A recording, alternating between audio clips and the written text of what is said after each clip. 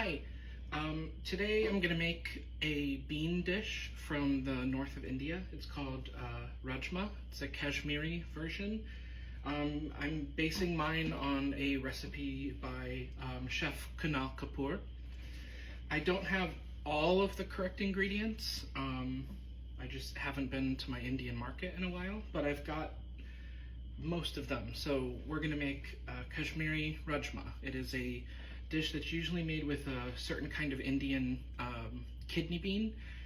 I do not have those, so I'm just using white beans. I've got Great Northerns here, and I'm going to do a double batch. So if you're following along, you can half all of the amounts that I'm going to give you.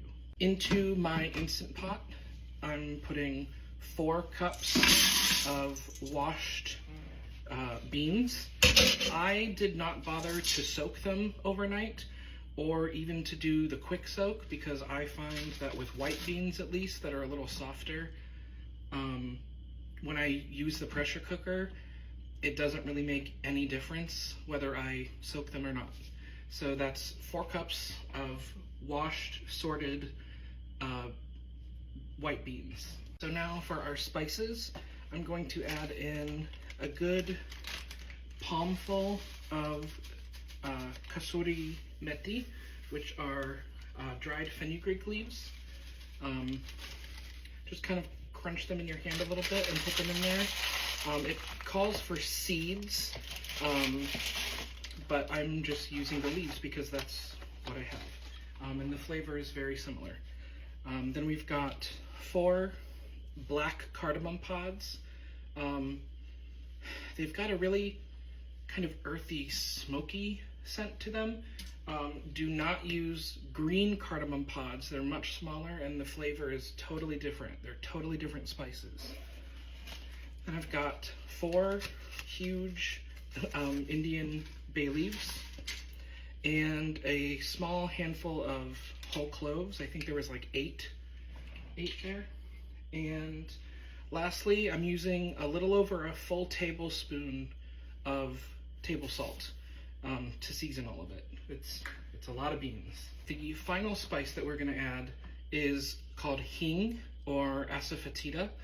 I keep it quarantined in its original container, and then I have that inside of a Ziploc bag, and then I have that inside of a glass jar. This stuff is very strong, very pungent. It does not smell great when it's raw, but once it's cooked, either toasted in oil, which is really common to do before adding it to things, or once it's boiled, it tastes kind of like caramelized onions and garlic. But yes, be warned, it is a very strong smell. You don't have to add this. You could just add some onion and garlic powder, but this is absolutely more traditional. And Hing is also added to bean and dal dishes because it helps with the digestion of those foods. So we're going to add, let me check. We're going to add a full teaspoon of our Hing. So yeah, a full teaspoon. You can see it's just this really pale powder. And it's not really a spice in that it's not a seed or bark or anything. It is the resin of a plant that is dried and then ground up and mixed with some sort of anti-clumping agent, usually some sort of like wheat starch or something. But you can find gluten-free versions of Hing, but it does contain some wheat starch to help it keep from clumping. So I'm gonna put this back in its prison. Now all of our spices are in there, so I'm going to add 6 cups of water. I'm gonna give that a gentle little stir and clamp on the lid. Make sure if you're using an Instapot or one of the older models, you've gotta make sure it's on secure. And then this is going to cook for 90 minutes, an hour and a half on high pressure. So the next step is to make the tomato sauce that's going to go with the beans. You can use mustard oil for this. That's what's traditional, but it's kind of hard to find mustard oil in the United States, and it's not technically allowed to be labeled for cooking use in the United States. We've just got different regulations than in India. So I'm just using a little bit of ghee and vegetable oil to bloom some of my spices. Here I have got, let's see, 2 teaspoons of caraway seeds. I'm adding a little bit of mustard seed actually because I don't have the mustard oil.